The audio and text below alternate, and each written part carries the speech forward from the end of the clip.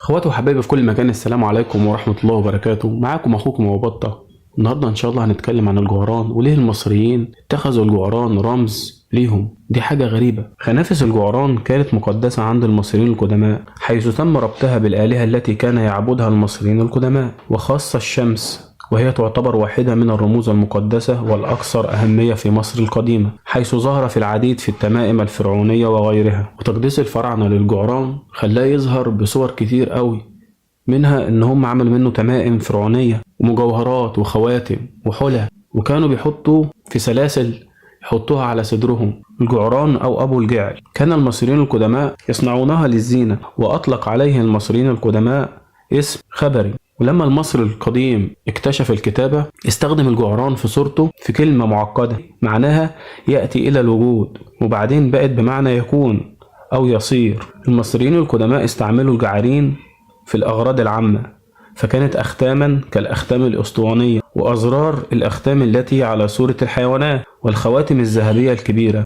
والمصريين القدماء كانوا بيلبسوها كتمائم واقية من الشر، كانوا بيتباركوا بالسلاسل اللي عليها جعران. وكان المصري القديم بيعتقد إن الجعران بيجدد نفسه بنفسه. وجدت في قبور المصريين القدماء أعداد كبيرة من الجعارين من الفاينس، والفاينس هو مادة سيراميكية لونها أخضر يميل إلى الأزرق، مكتوب عليها بالهيروغليفية، إما للاستخدام كأختام أو لكتابة تعاويذ وطلاسم عليها. وكمان كان بينقش على الجعارين ديت عليها أسماء الكهنة، وكمان نقشت عليها أمنيات بالسنة الجديدة، زي مثلا عام سعيد لفلان. وكان بينقش عليها الأحكام الشائعة، زي راحة البال خير من الغضب، وأمون قوة الوحيد. هم اللي كانوا بيعتقدوا الاعتقادات دي عشان محدش يفهمني غلط. وعدد كبير من الجعارين ديت كان بيحمل أسماء ملكية نقشت من أجل الصفات التي تعبر عنها، فيعبر الاسم الأول من خبر رع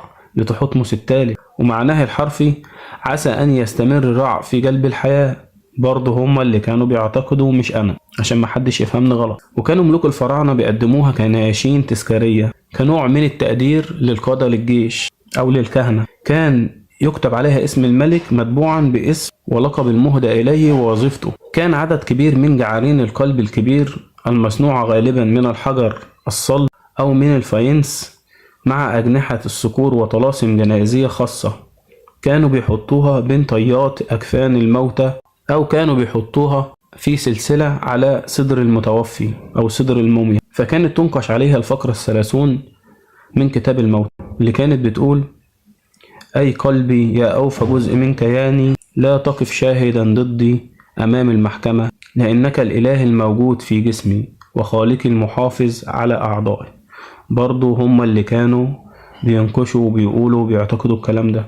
وكان المصريين القدماء واخدينه رمز ديني مرتبط بعقيدة أوزوريس. والفراعنة كانوا عارفين إن الجعران كله ذكور مش إناث، لأنه كان بيعيش في تناول مخلفات الحيوانات، وبعدين بتقوم بوضع بيضها فيها وهي على شكل كورة، وتجرها برجلها الخلفية قدامها في اتجاه الشمس. عشان كده المصري القديم اعتقد إنها تقوم ببناء نفسها بنفسها، وأصبحت من أهم التعميمات الفرعونية لارتباطها بالشمس.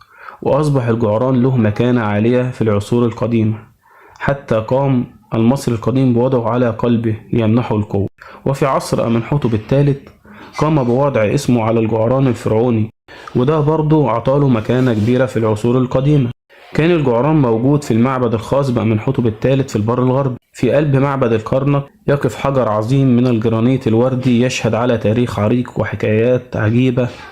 الجعران المقدس الذي أهداه الملك أمنحتب لزوجته الملكة تي، التي كانت تحظى بمكانة خاصة في قلبه وفي حكمه. واكتشف الجعران في البحيرة المقدسة. وبكده وصلنا لنهاية فيديو النهاردة. ياريت لو مش مشترك معانا تشترك معانا في القناة وتفعل زر الجرس. أشوفكم على خير، مع السلامة.